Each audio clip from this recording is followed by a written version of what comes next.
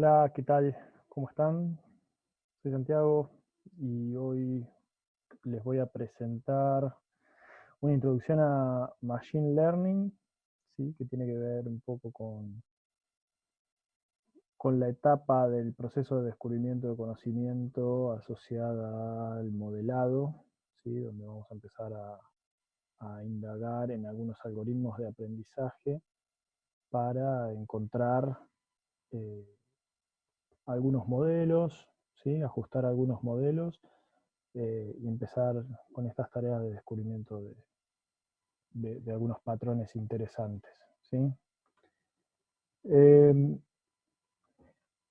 en esta primera entrega de la clase 7 sobre introducción a Machine Learning, lo que voy a hacer es presentar algunos, algunos conceptos de la problemática del Machine Learning y luego en una segunda entrega, en un segundo video, vamos a ver el algoritmo de árboles de decisión. Así que arranco con eh, un poco explicar cuál sería la problemática dentro de eh, la disciplina del aprendizaje automático. Eh, el problema principal sobre el que vamos a trabajar tiene que ver con, por ejemplo, nosotros en lo que hemos visto a lo largo de la carrera, como lo que conocemos como programación tradicional, digamos, programación estructurada, orientada a objetos, lo que sea, nosotros vemos que a partir de una entrada de información, una receta, una secuencia de pasos, podemos obtener una respuesta. La unidad de información que entra es acotada, ¿sí? Acotada, y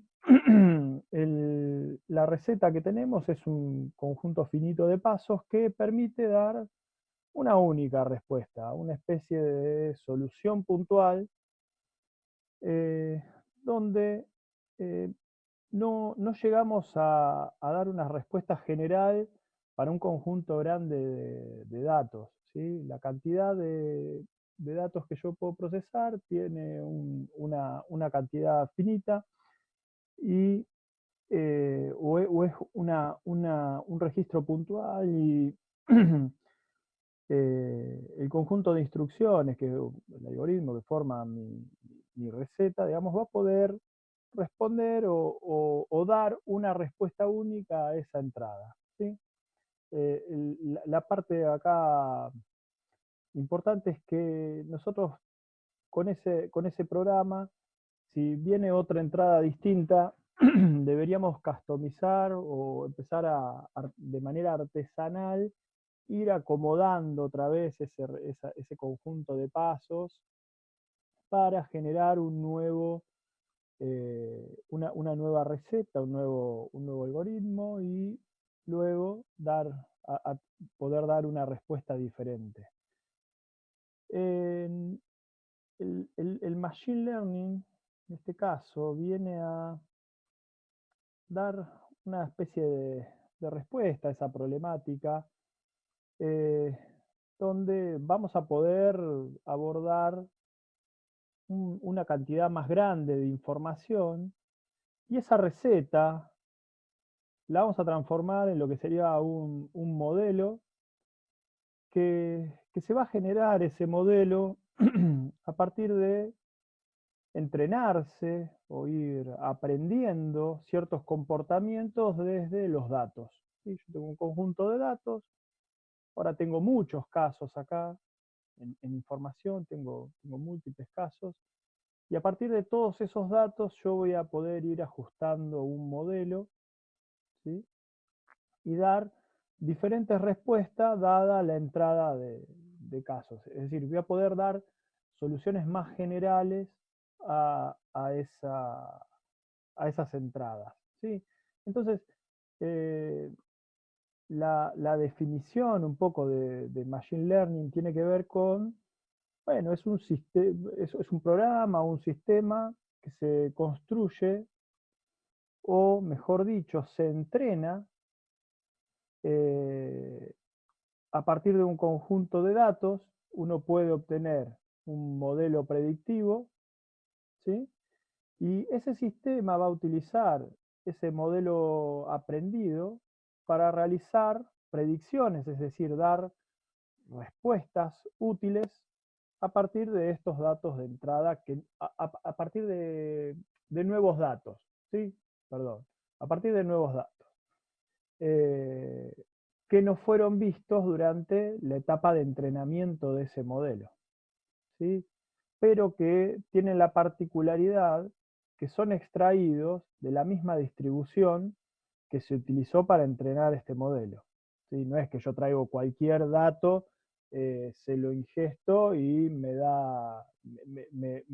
puede dar una respuesta sobre el dataset original, ¿sí? Es decir, hay una condición donde si yo tengo un conjunto grande de datos, ajusto un modelo, ese modelo aprende a dar respuestas, ahora vamos a ver qué tipo de respuestas, propias para ese conjunto de datos, y luego, si vienen, tengo un segundo conjunto de datos, ¿sí? Que fue extraído de una distribución, que fue la misma generadora de la información con la que yo entrené, puedo dar respuesta a ese conjunto de datos también que nunca antes había visto, ¿sí? Formación que ingresa al modelo tiene las siguientes características, o digamos, está formada por atributos o features, ¿sí? Es decir, que describen, esto ya lo estuvimos viendo antes, ¿sí?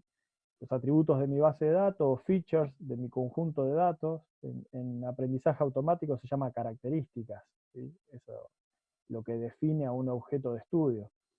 Los ejemplos, que van a ser un conjunto de features más eh, una variable de respuesta, ¿sí? Esa variable de respuesta será la etiqueta o el target. Ahora, cuando yo pienso en el modelo de aprendizaje, ahí surge el concepto perdón, cuando yo hablo de un algoritmo de aprendizaje para ajustar un modelo, en esos algoritmos de aprendizaje surge la división entre si el aprendizaje que se realiza tiene una supervisación, es decir, yo voy a aprender a partir de ejemplos que están etiquetados, ¿sí? Que tienen un target, o un aprendizaje no supervisado donde yo no tengo una etiqueta, no existe un label, un target, y lo que tengo es eh, un conjunto de features con ejemplos que describen los datos, pero no tengo una variable objetivo, ¿sí? En ese caso, vamos a hablar generalmente de clustering o agrupamientos, donde a partir de algunas medidas de distancia, yo voy a poder ir separando el conjunto de datos en distintos grupos que tienen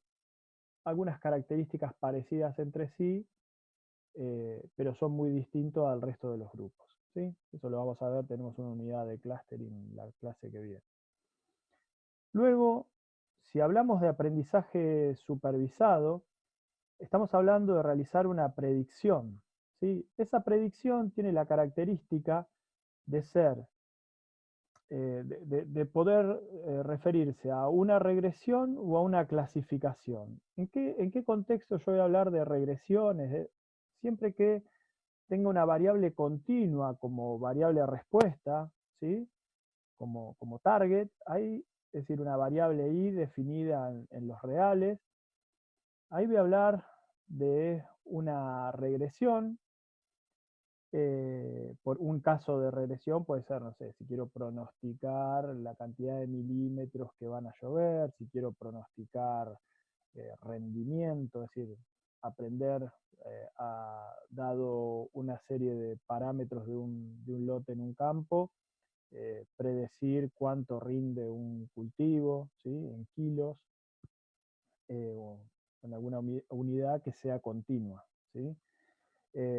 Y por otro lado, otra predicción puede ser de etiquetas. En el caso de las etiquetas vamos a hablar de clasificaciones. ¿Qué me refiero con etiquetas? Donde i va a estar definido en un conjunto de valores discretos que son excluyentes entre sí, ¿sí? Si un registro tiene la etiqueta de un valor, no tiene las otras, ¿sí? Las etiquetas son mutuamente excluyentes. Cuando hablamos de entrenar, ¿sí? A partir de un algoritmo, obtener un modelo, ¿sí? Que haya aprendido desde esos datos y sea, por ejemplo, ya sea supervisado o no supervisado, sea una predicción de regresión o clasificación, mi conjunto de datos, ¿sí? La información que yo tengo con estas, que tiene, digamos, estas características, es decir, esta información va a estar compuesta por features, cada registro de esa información, es decir, cada ejemplo que yo tenga, si voy por el lado supervisado, será el conjunto de features más una etiqueta, y si viene por el lado de aprendizaje no supervisado, será el conjunto de features directamente como un ejemplo sin etiquetar. ¿Sí? Ahora, si es supervisado, si este target es continuo, será una regresión, y si es discreto, será una clasificación.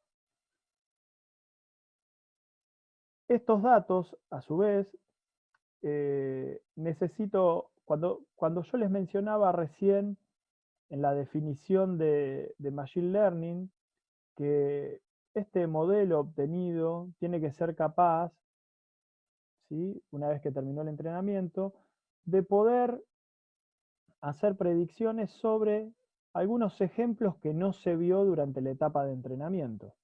Entonces, cuando uno configura el entrenamiento de eh, de un modelo, ¿sí? Lo que va a tener que definir es cuál es su estrategia de holdout. Es decir, cómo vamos a separar nuestro conjunto de datos para poder entrenar un modelo, ¿sí? Y luego poder hacer validaciones y testearlo con información que nunca haya visto antes. Entonces, los datos de entrenamiento serán los ejemplos que yo le presente a ese algoritmo para que vaya ajustando el modelo. Luego tendré un puñado de datos que considero de validación para que el algoritmo pueda ir testeándose o pueda ir verificando cómo es el avance del aprendizaje, ¿sí? Y esta operación 1 y 2, o estos dos conjuntos, el 1 y el 2, van a ir interactuando para ir mejorando el ajuste de ese modelo. Una vez que termino de ajustar ese modelo, voy a usar los datos de testing, ¿sí? Para poder obtener una medida, es decir, que cuantifique cuán bueno ha sido el ajuste de ese modelo. Es decir, cuán bien se desempeña ese modelo en casos nunca vistos, es decir, en situaciones del mundo real. Entonces, eh, algunas estrategias de holdout que se utilizan en este caso, uno podría simplemente separar así y entrenar. Después hay otros abordajes por ahí que optimizan eh, la estrategia de holdout, llevándola un poquito más allá, como por ejemplo validación cruzada, donde yo defino, por ejemplo, me dejo separado un conjunto de testing que nunca voy a ver, y esta situación de entrenamiento y validación se atacan o se encaran por el lado de lo que se llama una validación cruzada, con un enfoque de scaffold cross validation, es decir, cross validation o validación cruzada con scaffold, donde en el caso de la estrategia clásica de scaffold, uno fija, itera, por ejemplo, un K número de veces, haciendo particiones en el conjunto en este conjunto de entrenamiento y validación, ¿sí? En esto. Y lo que voy a hacer es definir 5 particiones donde en cada iteración una va a ser validación y las otras van a ser entrenamiento, luego va a ir pasando a la siguiente y será esta validación y el resto entrenamiento, así 5 veces, por ejemplo, si el K es 5. Con eso, ¿qué voy a poder obtener? Y con eso puedo ir viendo cómo, cómo mi algoritmo genera modelos a partir de diferentes conjuntos de datos y diferente parametrización. Entonces, los parámetros de un algoritmo hacen que éste responda de manera diferente ante una situación de entrenamiento, y la partición de datos también hace que estas respuestas puedan ir variando. Entonces yo, por ejemplo, defino un conjunto de parámetros y pruebo esos parámetros en 5 particiones diferentes, ¿sí? Entonces obtengo diferentes salidas donde mi medición de exactitud de esos ajustes va a ir variando, y lo que yo tengo que tratar de conseguir de que la varianza de esa medida de ajuste sea lo menor posible, ¿sí? Sea que mi modelo, es decir, garantizar que mi modelo sea lo más estable posible. Hay otro abordaje que es parecido a K-fold, pero es un poco más extremo, que se llama Leave One Out. Leave One Out Cross Validation lo que hace, en lugar de tomar pequeños conjuntos o particiones, ¿sí? Por ejemplo, K5 o K, K me salió horrible, o K igual a 10, que suelen ser los valores clásicos de la validación cruzada, ¿sí? O 5 o 10, son como los números mágicos que van a ver en toda la bibliografía. En lugar de tomar un K que agrupe varios ejemplos, lo que hace es toma un ejemplo a la vez y clasifica, ¿sí? Toma otro ejemplo a la vez y, perdón, clasifica no, y entrena, ¿sí? Puede ser una clasificación, una regresión, lo que sea. Entonces, de a un ejemplo, ¿sí? Y entrena. Pasa al siguiente ejemplo y entrena. Como se pueden imaginar, esta operación es súper costosa, ¿sí? Es muy costosa. Generalmente este enfoque de leave one out se utiliza cuando tengo un conjunto de datos muy pequeño, ¿sí? Entonces necesito ir probando en la mayor cantidad de elementos sin restringir al modelo de aprendizaje, sin sacarle una cantidad que puede ser significativa, ¿sí? Yo necesito que vea la mayor cantidad de ejemplos. Bueno, la contra que tiene este método es el costo de procesamiento, ¿sí? Principalmente ese es el costo que se le asocia a una estrategia de leave one out. Muy bien. Bueno, hay un concepto muy importante dentro de aprendizaje automático que tiene que ver con la generalización. Cuando nosotros entrenamos un modelo clasificador, ¿sí? El objetivo es que este modelo pueda predecir de manera correcta casos que no vio durante la etapa de entrenamiento, sino que pueda atacar o responder o predecir, mejor dicho, una etiqueta o un valor de un conjunto de datos nuevos, ¿sí? Lo que yo comentaba previamente. Lo que nosotros queremos es que todos los casos que no están etiquetados o no tienen valor de su variable, de su variable objetivo, puedan ser predichos de manera correcta, ¿sí? En el caso de este ejemplo, aquí supónganse que nosotros tenemos un conjunto de datos, ¿sí? De correos electrónicos, donde la etiqueta de ese conjunto de datos es si ese correo es un spam o no es un spam. Es un ejemplo bastante clásico de Machine Learning, digamos, la clasificación de correos electrónicos y determinar si es un correo spam o no.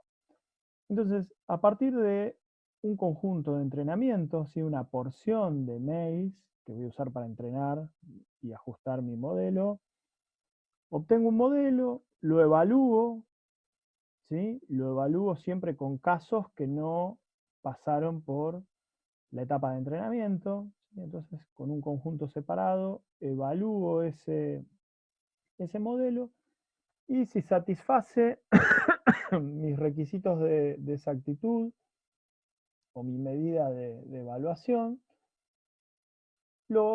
continuaré trabajando con nuevos mails, ¿sí? Y si no, vuelvo a ajustar el modelo con alguna otra estrategia de entrenamiento, ¿sí? Pero si esta parte acá se vuelve iterativa, donde tengo el conjunto de entrenamiento, validación, ¿sí? Imagínense, acá podría ir haciendo una especie de cross-validation, ¿sí? Donde hay distintas particiones, ¿sí? De conjunto de entrenamiento y de validación, ¿sí?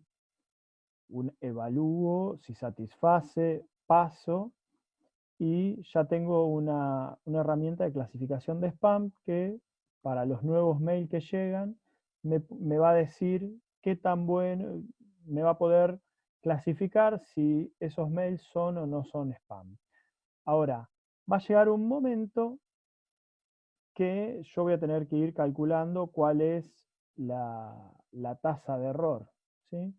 Mientras el modelo que yo tengo ajustado venga funcionando, es decir, que la cantidad de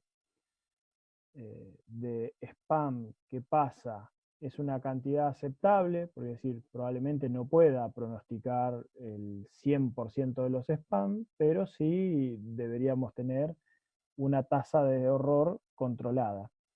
En el caso que llegue a un umbral de insatisfacción de la tasa de error, tendré que volver a reentrenar mi modelo porque llega, no sé, le encontraron la vuelta para pasar el filtro de spam. Entonces, el concepto de generalización tiene que ver con, bueno, qué tan bueno es el algoritmo que yo ajusto, el modelo que yo ajusto con mis datos de entrenamiento, ¿sí? Con una porción de los datos que son del mundo real, pero es una versión curada, reducida, ¿sí? De todos los casos. Es decir, yo no tengo todos los correos del mundo, ¿sí? Tengo una muestra, generalmente va a ser pequeña. Ahora, con esa muestra yo puedo ajustar un modelo y luego predecir si el resto de los correos del mundo son spam o no, ¿sí? Eso con una tasa de error asociada y cuando deje de satisfacer esa tasa de error, ¿sí? Cuando empieza a pasar muchos spam, tendría que buscar otras alternativas. Eso tiene que ver con generalización, ¿sí? Con cuán bueno es el algoritmo, el modelo que yo obtuve para generalizar los datos de entrenamiento a un nuevo conjunto de datos de entrada. Otro concepto importante de aprendizaje automático tiene que ver con el sobreajuste. El sobreajuste o overfitting tiene que ver con aprender demasiado, ¿sí? Aprender demasiado los datos de entrenamiento y no poder generalizar esos datos en casos nuevos. Acá, en este gráfico, se observa la complejidad del modelo, ¿sí? La complejidad del modelo tiene que ver con la cantidad de parámetros que yo tengo que ajustar para obtener ese modelo. Ahora les voy a dar un ejemplo. Y la tasa de error, ¿sí? Esta curva que se ve acá, ¿sí? Esta curva tiene que ver con la tasa de error, ¿sí? Del dataset de entrenamiento. Esta otra curva de acá tiene que ver con la tasa de error del conjunto de testing. Tenemos un óptimo, ¿sí?, dado por este punto. Ese óptimo tiene que ver con, fíjense, cuando yo tengo un modelo que ajusta muy bien los datos de entrenamiento, ¿sí?, que ajusta muy bien, la complejidad del modelo crece, y yo voy a poder pronosticar casi todos los datos del conjunto de entrenamiento. Ahora, me voy a aprender muy bien, es decir, voy a sobreajustar esos datos de entrenamiento cuando la diferencia entre el error de test, ¿sí?, y el error de entrenamiento se empieza a agrandar cada vez más, ¿sí? Fíjense que esta curva, conforme yo voy agregando parámetros, ¿sí?, el error de entrenamiento se reduce, es decir, me aprendo muy bien, me aprendo casi de memoria los datos de entrenamiento, pero no puedo pronosticar luego los casos nuevos que vienen del mundo real. Eso significa, miren, un ejemplo simple puede ser este. A ver, yo tengo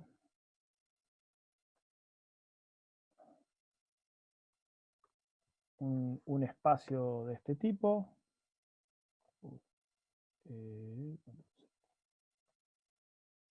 ¿Sí?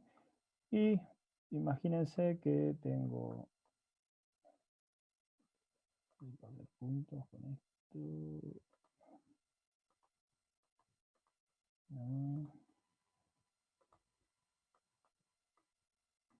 Tengo puntos, tengo así elementos acá y tengo otros acá.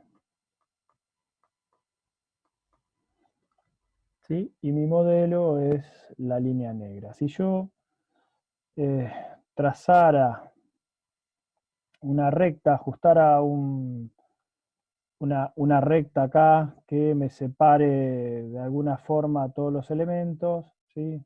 Esto no me quedó muy bien.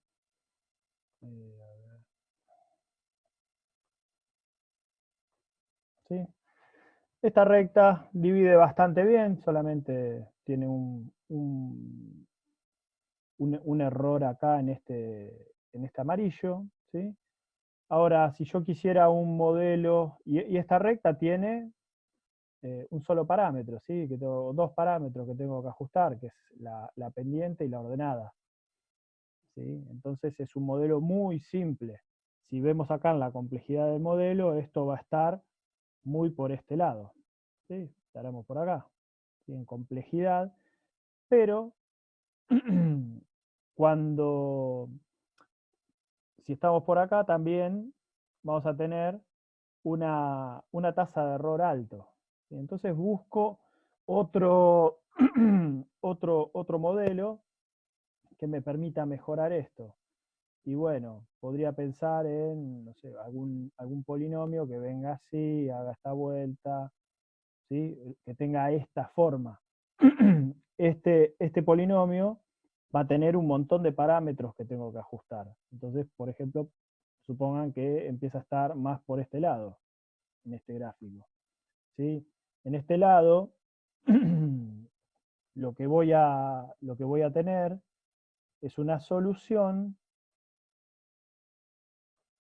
donde me anda muy bien para el conjunto de entrenamiento todos los parámetros que tuve que ajustar, pero cuando vienen casos nuevos me encuentro con que no funciona muy bien, el error es muy alto, ¿sí? La tasa de error, en este caso, va a ser elevada, ¿sí? Y